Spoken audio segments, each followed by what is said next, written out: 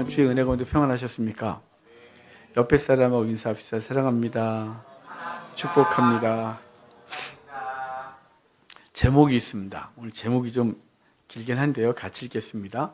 세상 죄를 지고 가는 하나님의 어린 양. 아멘. 오늘 종료주일인데요. 이렇게 교회 절기가 되면 목사들에게는 어떤 말씀을 전할까 되게 고민해요. 전 설교 본문 고민이 별로 없거든요. 성경 정하면 원튼 원치 않든 계속 가기 때문에요. 저는 본문 정하는 거에 고민이 없는데 이 절기 때만 되면 본문 정하는 게 아주 머리가 아파요. 그런데 늘 종료주일엔 예수님의 일주일 일정을 여러분에게 소개하거든요. 그런데 교회를 저하고 오랜 신앙생활하는 사람들은 몇 번 들어서 다 안다. 그럴 것 같아서 늘 고민이에요. 그래서 이번 주도 계속 고민했어요. 그러다가 교회에 나온 지 얼마 안 되신 분들의 얼굴이 생각나서 그분들을 위해서 다시 해야 되겠다. 늘 이 일주일 사역을 우리도 들어서 듣고 성경을 잘 아시는 분들은 주일부터 해서 이번 주일, 다음 주일까지 예수님이 어떤 일정을 가지고 가시는지 잘 알지만 교회 생활하는 지 오래 안 되고 말씀에 집중적으로 공부를 하지 않으신 분들은 들으면 늘 새롭다 이런 거죠. 저희 목사들끼리 하는 말이 있어요. 성도들이 까먹어야 은혜 된다고. 망각의 은혜를 주신 하나님께 감사한다고. 오늘도 그 은혜가 있기를 바랄 뿐입니다. 오늘 이제 이 본문은요, 요한이 예수님을 향하여 2번 이 말씀을 하셨어요. 요한복음 1장에 보라 세상 죄를 지고 가는 하나님의 어린 양이다 그래요. 보라 세상 죄를 지고 가는 하나님의 어린 양이다 그러는데요. 요한은 예수님을 어린 양이라는 것에 초점을 맞춰서 기록을 해요. 그래서 요한복음, 요한계시록이 다 주제가 어린 양의 승리예요. 어린 양이 우리를 어떻게 살려내느냐, 그 어린 양을 중심으로 어떻게 살아가야 되느냐, 이 얘기를 요한이 기록을 하거든요. 장황하게. 그래서 시작부터 요한만 예수님을 어린 양이라고 말해요. 마태, 마가, 누가는 예수님을 어린 양이라고 말한 적이 없어요. 요한만은 보라 세상 죄를 지고 가는 하나님의 어린 양이다 라고 2번 선포하고 요한복음을 계속 이어가요. 그러니까 왜 그러면 하나님의 어린 양이라 그러냐면요, 6월절 어린 양을 기억하고 있기 때문에 그래요. 이스라엘 백성이 애굽에서 종살이하고 고통스러울 때 그 백성이 부르짖잖아요. 살려달라고. 그래서 하나님은 한 구원자를 보내시거든요. 그 사람이 모세죠. 한 구원자 예수 그리스도를 보낸 것과 같아요.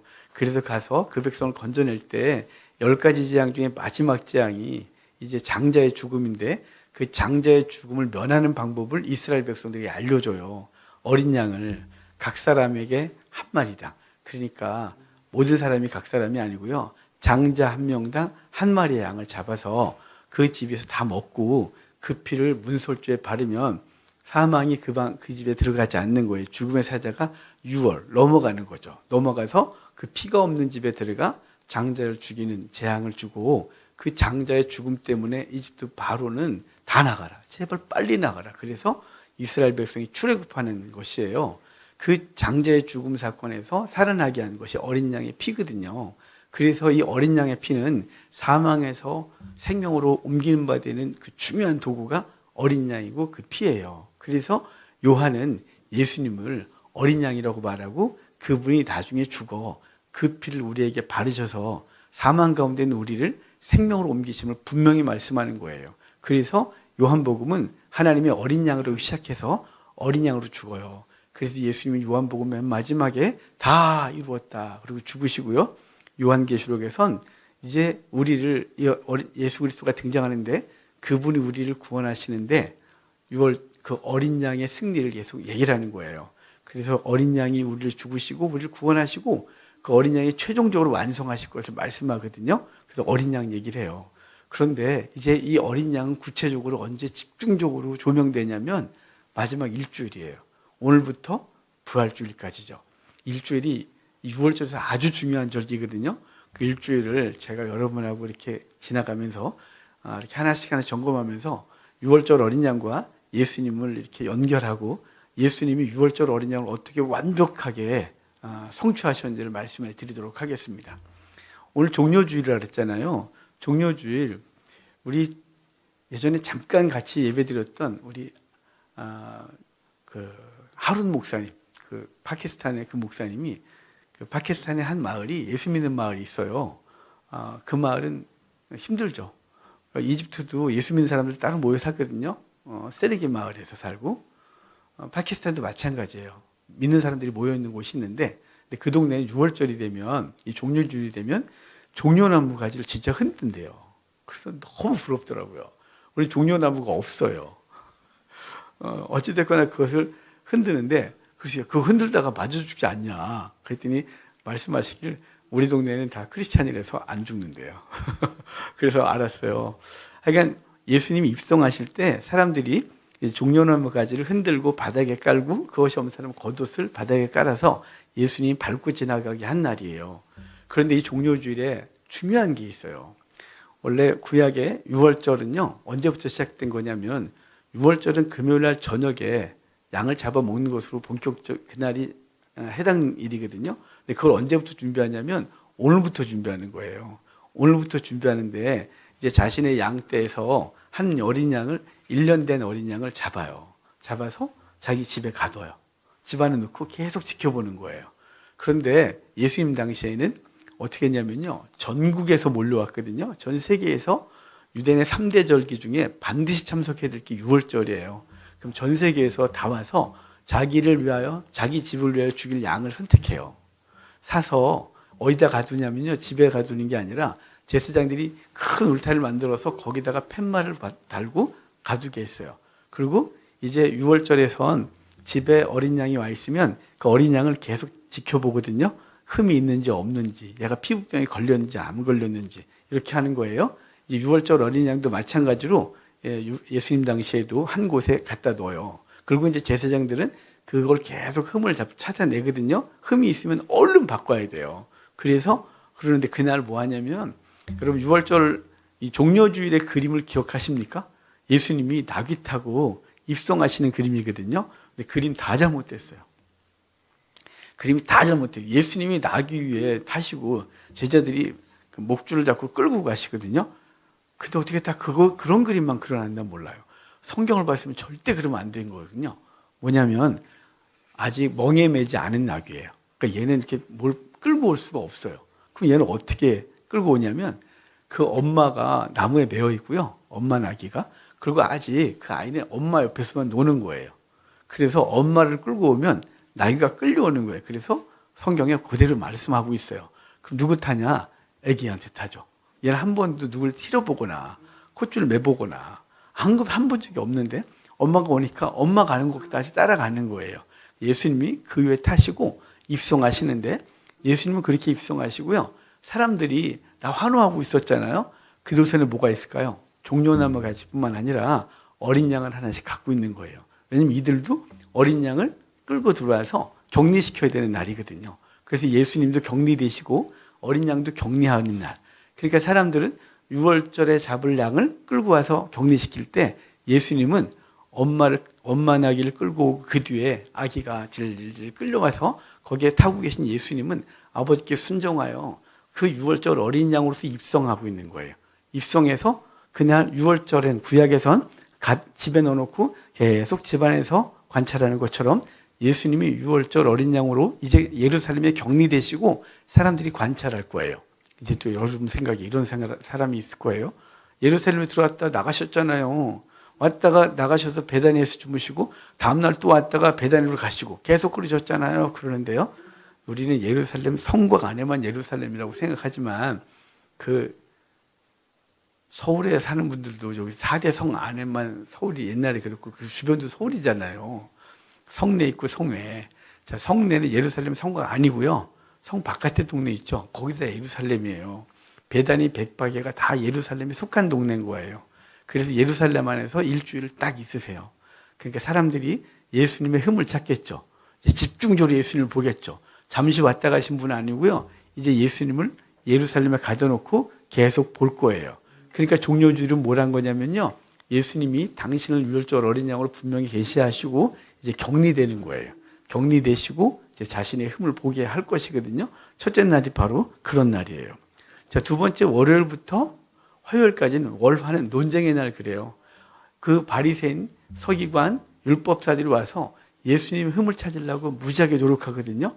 그래서 그 결혼 문제 갖고 얘기도 하고 세금 문제도 얘기를 하고 그래서 막 질문을 하고 흠을 잡으려고 하지만 예수님이 그들에게서 흠이 하나도 잡히지 아니하시고 도리어 그들에게 이제 화를 발하시죠. 화에 들리신 저 서기관과 바리새인들이요. 그러면서 그들의 위선을 책망하시고 종말을 예언하세요. 그게 마태복음 24장까지 이야기거든요. 주님은 그렇게 얘기를 하시고 이제 우리에게 무슨 얘기를 하셨냐면요. 종말을 살아가는 백성들은 준비하고 있어야 돼요. 충성해야 돼요. 그래서 마태복음 24장에 종들이 그 때를 따라 양식을 나눠주는 그리고 깨어있기 위해서 그렇게 되는데요. 25장에 그래서 열처녀 비유를 통해서 깨어있으라고 말하고요. 달란트 비유를 통해서 충성되라고 하고요. 양과 염소를 비유를 통해서 너는 이웃 사람들에게 내가 가진 것들로 그들을 돌보라고 말씀해 주시는 거예요. 그게 종말을 사랑하는 사람들인 거죠. 우리가 저번 주에 부활을 얘기할 때 쾌락주의에 빠진 사람들은 오늘을 즐기고 먹고 마시는 게 목적이었다면 예수 그리스도의 부활을 믿는 사람들은 부활의 그 영원한 삶을 위하여 오늘 나는 어떻게 살아야 되냐라는 생각을 하고 살아가는 것이라고. 그러니까 예수님께서는 그 종말을 얘기를 하시고 종말 때는 어떻게 살아가는 거냐. 깨어있어라. 충성되라. 주변을 돌보는 그런 삶을 살아라 라고 말씀하셨단 말이에요. 그리고 수요일 날이 되면요. 기록이 하나도 없어요. 예수님에 대한 기록이 없고 기록이 하나 있는 게 있어요. 누구냐면 가룟 유다가 예수님을 넘기는 날이에요. 그래서 가룟 유다가 사람들한테 가서 왜냐하면 예수님을 죽일 걸 알고 있으니까 그냥 아예 넘기는 거죠. 그래서 얼마를 주느냐. 내가 넘길 테니까 얼마 줄래? 이렇게 물어요. 그래서 얼마 받겠다고 계약을 하냐면 은 30을 받겠다고 계약을 하거든요. 은 30은요. 당시 성인 노예 값이에요. 성인 노예 한 사람의 값이 30이거든요. 근데 은 30은 성경에서 여러 번 예언되어 있었어요. 요셉이 예수님의 강력한 예표거든요. 요셉이 17살에 애굽으로 노예로 끌려가잖아요. 왕자처럼 살다가 갑자기 끌려가요. 갑자기 끌려갔는데 요셉이 얼마에 팔리냐면 은 20에 팔려요. 은 20은 미성년자 노예 값이에요. 그리고 그가 성인이었다면 30을 받았겠죠. 그 예수님의 예표였던 요셉이 애굽으로 끌려가 종살이하고 그리고 거기서 이제 그 민족을 끌고 나오죠. 요셉은 비록 죽었으나 그의 뼈가 에브라임 지파 손에 여호수아의 손에 들려 그 백성들이 이끌고 나와서 가나안 땅 세겜에 들어가는 거예요. 바로 요셉은 예수 그리스도의 예표인데요. 예수님이 태어났을 때 헤롯이 예수님을 죽이려고 하니까 천사가 요셉에게 나타나서 넌 애굽으로 내려가라 그래요. 그래서 요셉이 예수님과 함께 애굽으로 내려갔고 그리고 요셉이 예수님과 함께 올라왔잖아요. 바로 그것처럼 요셉이 노예로 끌려갔다가 그 모든 백성들을 데리고 그 뼈가 함께 오는 것처럼 그 손에 누구 손에요? 예수와 손에. 요셉과 예수님이 올라오셨듯이 요셉이 내려갔고 여호수아의 손에 요셉의 뼈를 가지고 올라오게 되는 역사를 이루고 있는 거죠. 그 예표적 사건이에요. 은 20이었어요. 스가랴서에 보면 선한 목자, 악한 목자에 대한 비유가 있거든요. 11장에. 근데 그 선한 목자, 그 착한 목자가 일을 해주고서 나 한 달 동안 일하고서 난 너네 못해 먹겠어. 너네 다 못됐어. 니들도 너무 못됐어. 목자들만 문제인 줄 알았더니 양 때 니들도 문제야. 서로 잡아먹든지 마음대로 해. 근데 한 달 일했으니까 일당 줘. 월급 줘. 그랬더니 은 30을 달아줘요. 은 30을 받아들고 스가랴가 그것을 받아들고 뭘 하냐면 토기장에 밭을 사요. 느낌이 오시죠? 가룟 유다가 예수님을 팔아 넘겨요. 그 값을 은 30 받아요. 바로 선한 목자의 그 한 달 동안의 수고비 그리고 요셉이 팔려갈 때 같이 그리고요 율법을 보면 소가 여종이나 남종을 받아 죽이면 그 소 주인은 그 죽은 종의 값으로 얼마를 주냐면 은 30을 달아주게 돼 있어요. 그러니까 종의 값이 은 30인 거죠. 예수님은 뭘로 팔린 거냐면 종으로 팔리세요. 저와 여러분을 위하여 이 땅에 오시고 그는 종의 가치로 죽으시고 저와 여러분을 살리는 존재로 있게 되는데 바로 그날 가룟 유다가 예수님을 팔아 넘기는 날이에요. 목요일이 되면 저녁에 만찬을 하거든요. 6월절 만찬은 금요일날 밤부터 하는 거예요. 금요일날 밤이 이제 유월절 어린 양을 먹게 되거든요. 근데 그 전날 목요일 저녁에 우리가 아는 초부의 만찬을 하게 되거든요. 그건 유월절 잔치라기보다는 그 전날 그 예수님이 제자들과 함께 음식을 나누세요. 왜냐하면 예수님은 그 다음날 죽으실 거거든요. 유월절 만찬을 먹는 날 그분은 안 계세요. 그래서 그 전날 제자들을 모아놓고 만찬을 하죠. 그럴 때 주님이 당신을 대시하셨어요. 내 살을 먹어라. 내 피를 마셔라. 내 살은 너희를 위한 너희의 생명이 떡으로서 말씀하시고 피는 언약의 피로 우리에게 말씀하셔서 이렇게 주는데 왜 이걸 그 전날 주셨냐면 그 전날 하셨냐면 그 전날이 뭐라는 날이냐면요. 6월절 어린 양. 그러니까 목요일 날 만찬하는데 그때부터 어린 양을 이제 격리시켰던 양을 다 갖고 와요. 그러니까 집에 있던 구약에선 집에다 가뒀으니까 이제 됐다. 이제 흠이 없다. 그래서 얘를 목욕시켜요. 목욕을 시켜야 다음날 깨끗한 양을 잡을 거 아니겠어요? 예수님이 이제 그 전날부터 사람들은 자기 양들을 저녁에 저녁이 되기 전에 격리했던 양들 자기 이름을 걸어놨잖아요. 이 양은 황교간의 양 이렇게 그럼 그 양을 다 데려가요. 집에 데려가서 씻기고 다음날 죽일 준비하는 거예요. 자, 그 죽일 준비할 때 예수님 만찬하시면서 그거 죽일 거지 나 죽여야 돼 니들은. 내가 죽어서 너희들에게 양식이 될 거고 내 피가 너희들의 생명을 살릴 거야. 이해가 되셨습니까? 그렇게 대표하시는 거예요. 그리고 최후의 만찬을 하시고 그분 제자들과 함께 가자. 그래서 겟세마네 동산에서 기도를 하시거든요. 겟세마네 동산에서 기도를 다 하시고 그리고 이제 예수님은 가룟 유다가 끌고 온 로마 그 병사들한테 잡히죠. 그 병사 로마 군사 아니고요. 대제사장들에 보낸 제사장들이에요.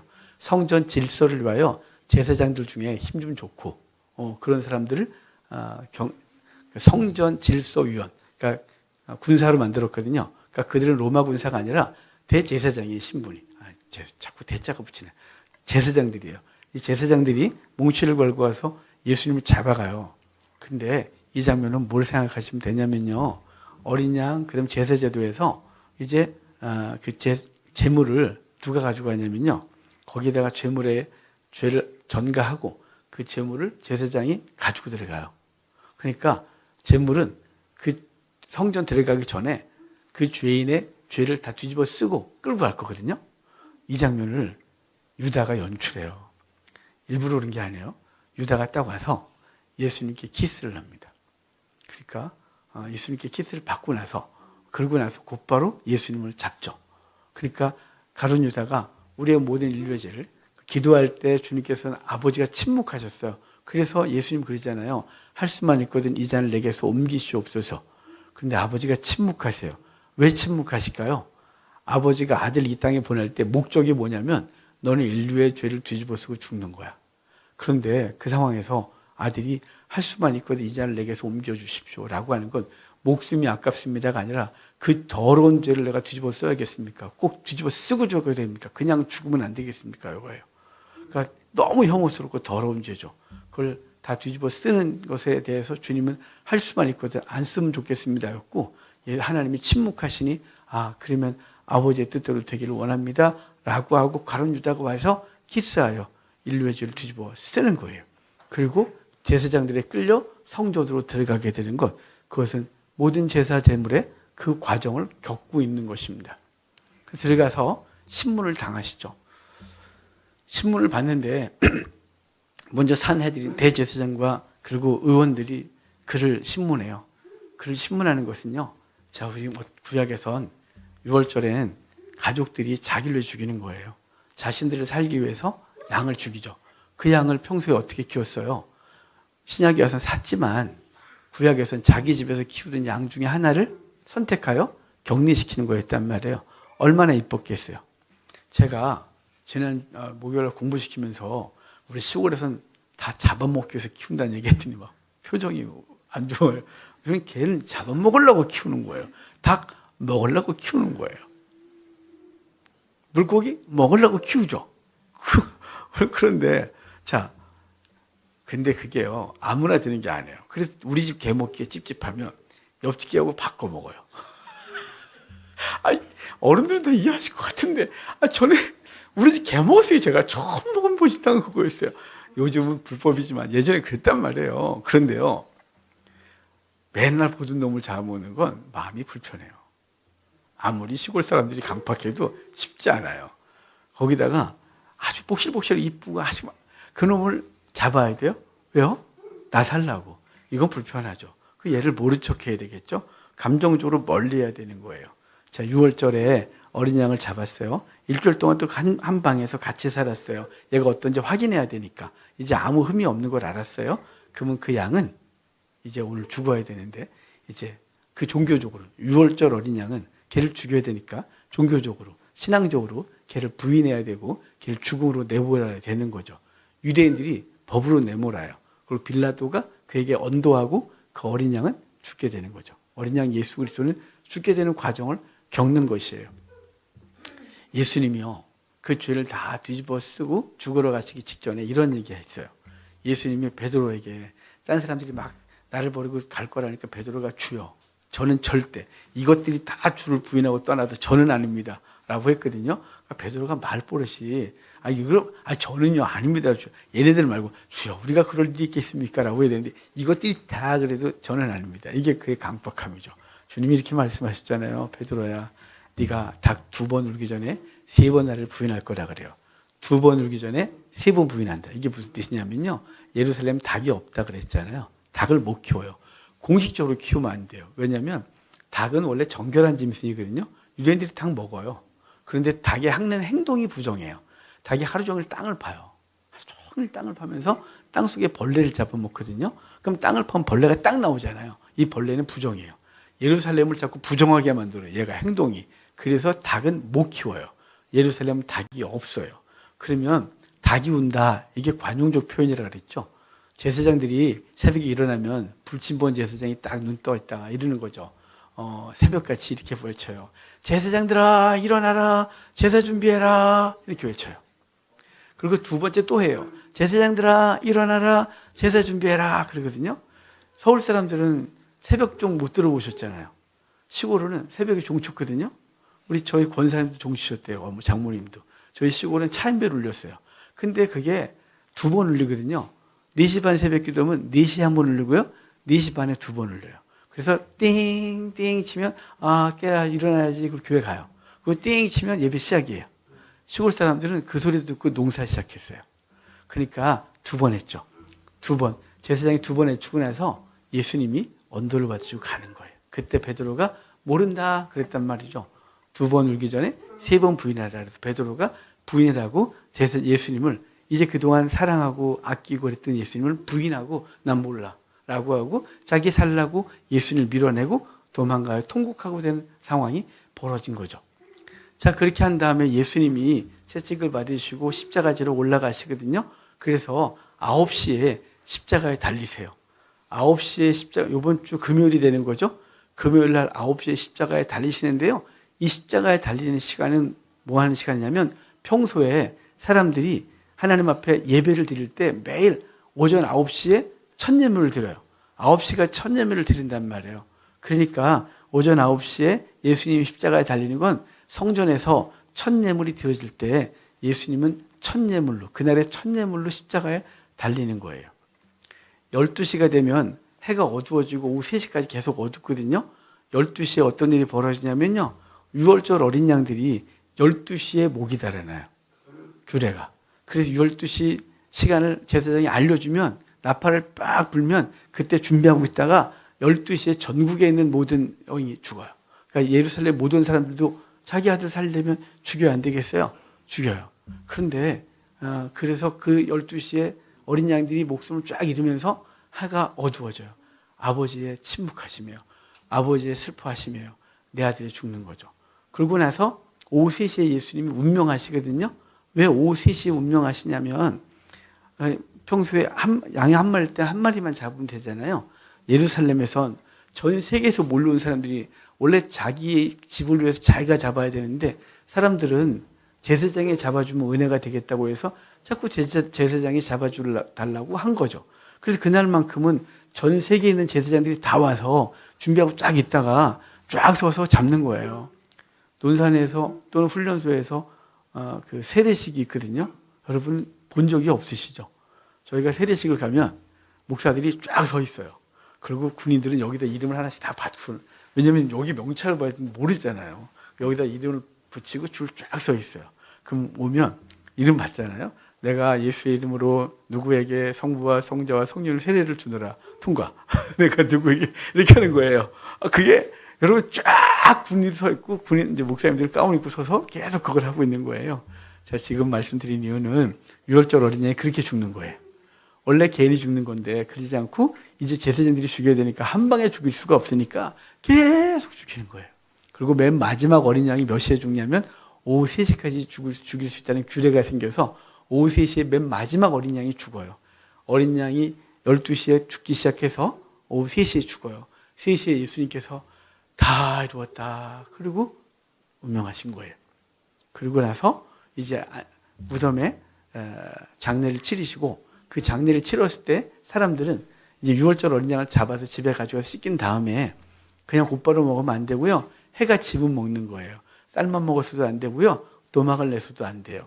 유월절 어린 양을 창에 찔러서 구워 먹게 돼 있어요. 준비하고 있다가 해가 딱 떨어지면 불을 붙여서 굽는 거예요. 예수님이 이제 십자가 지시고 운명하셨는데 이제 그 다음 날이 큰 안식일, 유월절 안식일이 되니까 사람들에게 예수님을 내려야 되는데 살아있는 걸 내릴 수는 없잖아요. 근데 주변 강도들은 아직 살아있으니까 그 정강이를 해머로 때려서 분질러 죽여요. 그래서 푹 주저앉으면 횡격막이 탁 막아서 호흡을 막아서 죽이는 거거든요. 죽이는데 예수님이 이미 죽은 지가 3시간 정도 지났잖아요. 그렇게 할 이유가 없는 거죠. 그래서 옆구리를 찔러요. 그래서 물과 피를 다 쏟고 운명하시는데 이 옆구리를 왜 찔렀을까? 안 하면 될 걸. 그것은 그 시간에 집에서는 어린 양들의 옆구리를 찌르고 그래서 꼬챙이를 끊어놓고 굴 준비를 하고 있는 시간에 예수님이 그렇게 당하신 것이에요. 그리고 이제 숯불에 올려서 굽기 시작할 때 예수님 무덤에 안장되어 저와 여러분의 양식이 되어주신 거예요. 그리고 하루 무덤에 계셨다가 이제 그 다음날 다음 주일이 되겠죠. 다음 주일 새벽에 부활하셔서 저와 여러분의 생명이 되신 것입니다. 마지막으로 오늘 본문이 이래 됐잖아. 하나님의 어린 양이다. 이 말이 오늘 우리에게 주는 의미가 있어요. 구약에서는 유월절 어린 양은 아버지가 아들의 생명을 건지기 위해서 잡아요. 그걸 준비하는 거예요. 그러니까 하나님의 은혜를 구하기 위하여 아버지가 아들의 생명을 살리기 위하여 유월절 어린 양을 잡는다면 예수님은 하나님의 어린 양이라고 요한이 말하잖아요. 하나님의 어린 양이다. 하나님의 어린 양이다. 이것은 하나님이 당신의 자녀들, 이 땅의 영혼들을 살리기 위하여 당신이 예비한 양인 거예요. 당신이 예비한 양이 아들인 거죠. 그 아들을 내어주시고 저와 여러분을 살린 것. 그것이 요한이 처음으로 선포한 거예요. 보라, 세상 죄를 지고 가는 하나님의 어린 양이다. 그리고 그 어린 양이 죽으심으로 다 이루었다 하시고 다 이루신 주님이 우리와 함께 하셔서 오늘도 승리하는 삶을 살게 하시는 데 있음을 기억하고 이번 한 주간 이 종료주의를 시작으로 예수님의 일정이 어떻게 되는지를 잘 보시면 되겠어요. 마태복음 21장부터 28장까지가 이번 한 주간 벌어지는 거거든요. 가능하면 그 부분을 읽어가면서 예수님 오늘 이런 일을 하셨구나. 이런 과정을 겪으셨구나. 주님과 자꾸 연결해서 보시면 누가 특별히 해석하지 않아도 예수님이 보이고 예수님과 만나는 은혜가 있을 것입니다. 이번 한 주간만큼은 이 마태복음 21장과 28장에 해당하는 마태, 마가, 누가, 요한의 성경들을 보면서 예수님과 만나는 귀한 은혜가 있기를 주의 이름으로 축복합니다. 성찬합시다.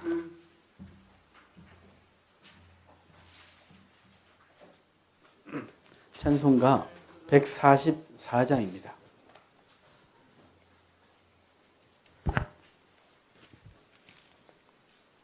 찬송가 144장 찬양하겠습니다.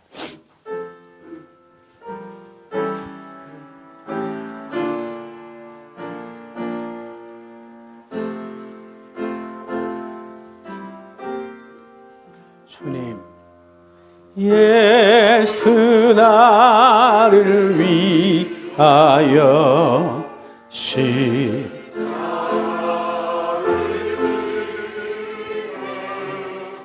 세상 죄를 지시고 고초당하셨네. 예수님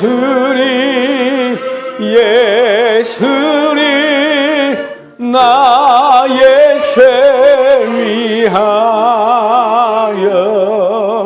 보배 피를 흘리리. 죄인 받으소서. 십자가를 지심은 무슨 죄가 있나. 저무지한 사람들 메시아 죽여. 예수님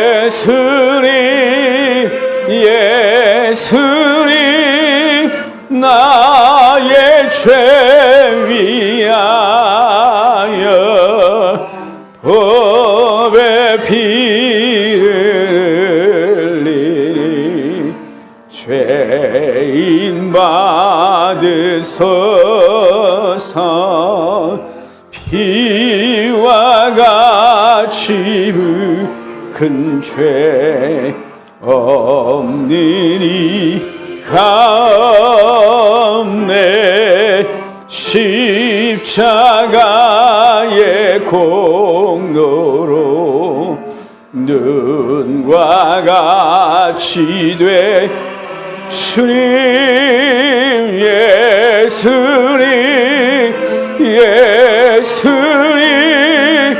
나의 죄 위하여 보배 피를 흘리리. 죄인 받으소. 아름답다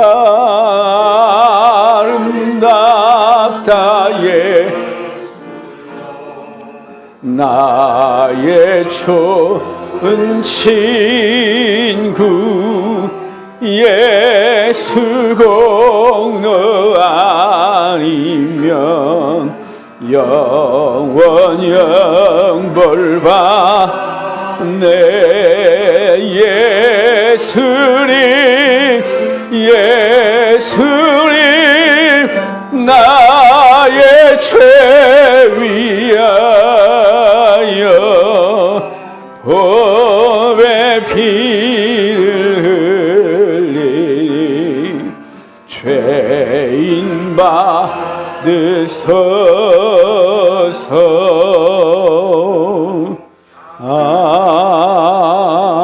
아멘. 하나님의 말씀 출애굽기 12장 3절입니다. 12장 3절입니다. 출애굽기 12장 3절 제가 읽어드리겠습니다. 너희는 이스라엘 온 회중에게 말하여 이르라. 이달 열흘에 너희 각자가 어린 양을 취할지니 각 가족대로 그 식구를 위하여 어린 양을 취하되. 아멘. 그러니까 1월 10일이 돼요. 종교적으로. 그날 어린 양을 취하고 각 사람을 위하여 어린 양을 취하라 그래요. 아까 말씀 중에도 들었지만 장자 한 명당 한 마리가 죽어요. 장자 한 명당 한 마리가 죽는데요. 그것이 의미하는 바는 저와 여러분 각자를 위하여 주님이 죽으셨다는 거예요. 우리를 그룹으로 만들어 놓고 그룹으로 죽었다가 아니고요. 한 사람 한 사람의 죄를 다 담당하신 거예요. 여러분들이 지난 주에 하나님 앞에 부끄럽게 행했던 모든 것들 그분이 담당하신 거죠. 우리가 살면서 인생 살면서 저 앞에 부끄럽고 바르지 않은 모든 것들을 각 사람의 죄를 다 담당하시고 그분이 죽으시고 그래서 우리에게 생명 주셨음을 의미하는 바가 오늘 본문입니다. 이번 한 주간도 주님께서 우리를 위하여 죽으셨다는 사실을 기억하고 나도 내게 맡겨진 사람들을 위하여 어떻게 내 삶을 드릴까 이런 고민을 하고 사는, 그래서 인생을 살고 다음에 저 뒤에서 돌아봤을 때 우리 인생이 후회가 없이 보람이 있고 하나님이 이 땅에 나를 보내신 이유가 분명했구나, 내가 그 사명 감당했구나 라는 이런 삶이 되길 바라요. 사도 바울의 죽음 앞에서 내가 달려갈 길을 마치고 믿음을 지켰으니 이후로는 내게 의의 멸류관이 예비됐다 이렇게 당당하게 말하거든요. 전 그 말이 너무 부러워요. 너무 부럽고 어쩜 이렇게 멋있게 말할 수 있을까. 그래서 개척할 때 내가 끝까지 달려갈 수 있을까요? 하나님, 전 자신이 없어요. 그러다가 그 말씀을 저에게 주셔서 주님, 저 다 마치고 정말 어느 날 침대에 누워서 못 일어나게 됐을 때 내가 믿음을 지키고 달려갈 길 마치고 믿음을 지켰고 이제 내게 의의 멸류관이 예비됐고 이제 제 옆에 있는 사람들에게도 당신들에게도 준비되어 있으니 열심히 달리자 이렇게 말하고 죽겠습니다 라고 기도하고 개척을 했던 기억이 있거든요. 여러분, 이번 한 주간도 주께서 우리에게 맡겨진 삶을 바르게 살아갑시다. 왜 날 살게 하셨는지 그 목적 잃지 맙시다. 먹고 마시고 쌓고 열심히 살다가 왜 살리는지 왜 달리는지도 모르고 열심히 달리는 인생 아니고요. 하나님 날 이 땅에 보내신 이유, 내 주변에 이런 사람들 배치하신 이유, 만나게 하신 이유, 분명히 이유가 있습니다. 그들을 살려낸 한 주 되도록 합시다. 성찬기 없시다.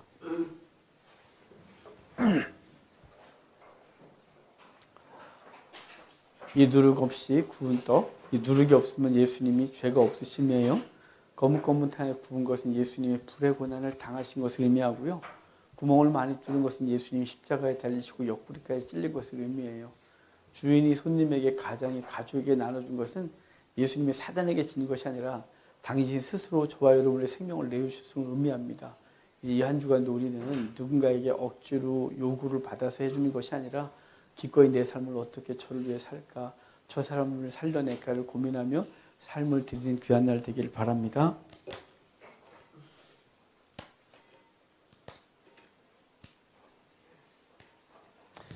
떡을 듭시다. 그리고 잠깐 기도합시다. 주님, 닭 같은 걸 위해 당신이 몸을 주셨습니다. 나도 내게 맡겨진 사람들, 그들을 살려내기 위하여 이 한 주간 내 몸을 드리겠습니다 라고 잠깐 기도하겠습니다. 기도합시다. 주님, 감사합니다. 우리 너무 부족합니다. 너무 연약합니다. 주님께서 우리에게 주신 생명을 알고 나도 그렇게 살겠다고 작정하고 다짐하지만 돌아가면 또 내 육신의 욕구가 나를 붙듭니다. 가끔 손해보는 것 같기도 하고 이렇게 사는 게 억울하기도 하고 왜 나는 이렇게 바보같이 사나 싶을 때도 있습니다. 그런데 예수님이 바보셨습니다. 예수님이 바보같이 땅에 오셔서 날 위해 죽으시는 바보가 되셨습니다. 우리도 나도 그렇게 사는 바보가 되게 해주십시오. 주님, 나를 도와주십시오.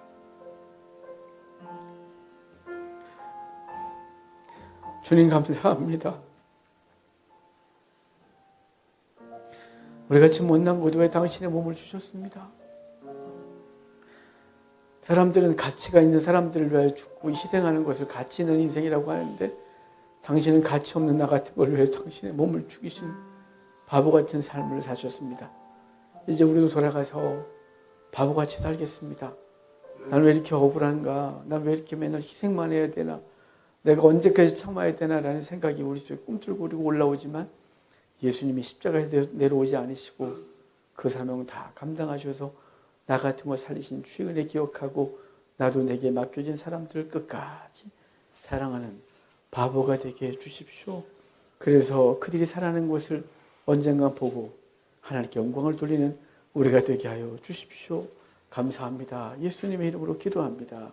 아멘. 주님의 몸입니다.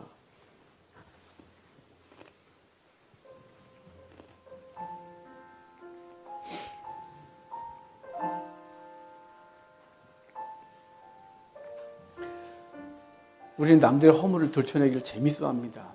그게 그렇게 재밌습니다. 주님은 우리의 허물을 들춰내지 않으셨습니다. 감추시고 그의 피로 덮어주셨습니다. 그러니까 우리가 오늘도 예배 드릴 수 있는 거 아니겠습니까? 우리 속살 다 드러내면 어찌 설 수 있습니까? 주님이 당신의 보혈의 피로 옷을 만들어 입히시고 그래서 그분 앞에 오늘도 서 있고 우리는 누군가에게 갈 때 내 속 드러나지 않아서 당당하게 만날 수 있습니다. 이제 우리 형제와 자매들의 허물 너무 많죠. 왜 그것만 보일까요? 이제 그것들을 보지 않고 주님의 사랑의 눈으로 그 형제를 대하고 감싸주고 끌어안고 그래서 그들도 우리가 받은 위로를 그들도 받고 우리가 받은 생명 그들도 받고 우리가 받은 이 당당함 그들도 얻게 해서 예수님 안에서 생명 얻게 하는 이 삶을 이번 한 주간도 살게 해달라고 잠깐 기도하겠습니다. 기도합시다. 하나님 감사합니다. 오늘도 주님 편을 누려주셔서 이 잔이 우리를 깨끗하게 하시는 감사합니다. 하나님, 난 씻겼음에도 나는 그 옷으로 가렸음에도 그 날씨 피 나를 가려준 옷을 생각하지 못하고 내가 굉장히 의로워서 이 정도 된 줄 알고 착각하고 살 때가 많습니다. 주님 예수님의 보혈을 기억하고 나도 내 옆에 있는 사람들의 형제 아픔, 허물 끌어안게 하옵소서. 내가 그들보다 좀 잘났다고 잘난 척하고 내가 쟤보다 그래도 죄를 덜 지니까라고 생각하면서 오늘 정죄하는 우리를 불쌍히 여겨주시고 주님이 나를 가려주시지 우리도 그들을 가리는 우리가 되게 해주십시오. 감사합니다. 하나님 감사합니다. 오늘도 당신의 피로 우리의 허물을 닦으시고 그 피로 빤 옷을 입히셔서 우리의 허물이 보이지 않게 하셔서 감사합니다. 하나님, 이제 우리도 돌아가 형제 자매들의 허물을 씻어주고 예수님의 보혈의 피로 감싸줘서 그들의 아름다운 면만 보는 우리가 되게 하옵소서. 하나님, 우린 종종 내가 잘나서 이 정도 산다고 생각할 때가 있습니다. 상대적으로 비교하면서 누군가가 죄를 많이 짓고 난 그들보다 조금 적기 때문에 나는 의롭다고 착각할 때가 있습니다. 하나님 보시기에 다 더럽고 추한데 우리는 상대적으로 난 깨끗하다고 착각하며 정죄합니다. 주님, 주님께서 내게 주신 놀라운 은혜, 그 용서의 은혜 가지고 돌아가서 내게 맡겨진 사람들을 용서하고 끌어안고 함께 살아가겠습니다. 힘주셔서 예수님의 사랑이 우리의 삶 가운데 가득하게 하여 주십시오. 감사합니다. 예수님의 이름으로 기도합니다. 아멘. 잔을 마십시다. 주님의 피입니다.